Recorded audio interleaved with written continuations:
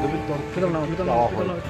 আমরা তো মাধবীর জামিন চেয়েছি এবং প্রসিকিউশনের তরফ থেকে, আয়োগের তরফ থেকে মাধবীর আরও 5 দিনের পুলিশ হেফাজতের আগে জানানো হয়। আমরা বিরোধিতা করেছি। আমাদের বক্তব্য পুলিশ হেফাজতের কোনো প্রশ্নই ওঠে না, আর এটা জামিন দেওয়ার মতো মামলা। আমরা আদালত কী করে দেখি, কিন্তু সবচেয়ে গুরুত্বপূর্ণ বিষয় হচ্ছে আমরা কী চেয়েছি তার চেয়ে বড় কথা প্রকাশ্য আদালতে মাধবী আদালতকে কী বলেছে।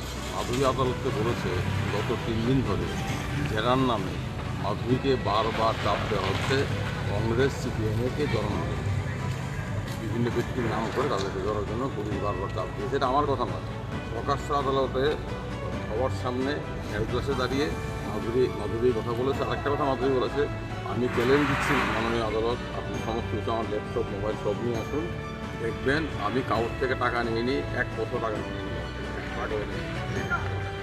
এটা বলেছে। আমরা আদালতকে বলেছি, মাধুরী বলেছে তাকে হাসপাতালে নিয়ে যাওয়া হয়েছিল, হাই প্রেশার ছিল, ডাক্তার বলেছিল তাকে ভর্তি করা হবে, তখন পুলিশ চাপ দিয়েছে, 2 ঘন্টা পরে আবার তাকে রিলিজ করে দিয়েছে। সব মাধুরী বলেছে। আমি জানতামও না, কারণ আমার সাথে মাধুরীর কথা হওয়ার সুযোগ ছিল না। আমি হাইকোর্ট থেকে দৌড়ে এখানে চলে এসেছি। মাধুরী আদালতকে জানিয়েছে স্বতঃস্ফূর্তভাবে। এগুলো হচ্ছে ঘটনা। আরেকটা ঘটনা, আমাদের পুলিশের তৎপরতা কোন জায়গায়।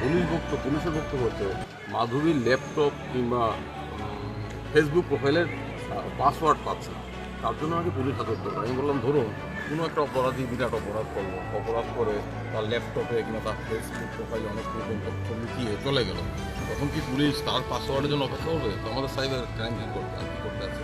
সাইবার ক্রাইম তো বছরে কয়েক কোটি টাকার, কয়েক শত কোটি টাকার পাবে, তাদেরকে এক্সপার্টাইজ নাই সাইবারকে তার হোয়াটসঅ্যাপে অ্যাক্সেস নেওয়া। সাইবার ক্রাইম তুলে দিলেই হয়।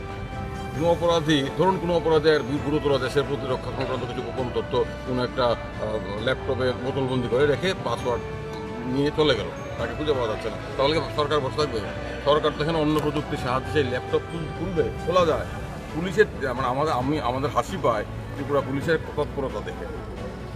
আর পুলিশ বলছে মাধুরী জিজ্ঞাসাবাদে কোনো কথা তাদের মতো বলছে না, সেই কারণে Madhuri to break the resistance of মাধুরীদের তার নৈতিক সাহস নিয়ে পুলিশের চাপের মুখে দাঁড়িয়েও আসল সত্য থেকে সরছে না, তাকে ভাঙ্গার জন্য তার পুলিশ রিমান্ড করে।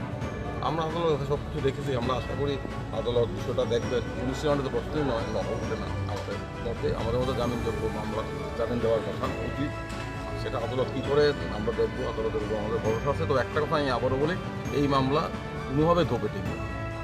আপাতত কদিন মাধুরীকে তারা আটকে রেখেছে, শেষ অবধি আখেরে মাধুরী মাথা উঁচু করে দাঁড়াবে, কারণ এটা মিথ্যা মামলা, ষড়যন্ত্র।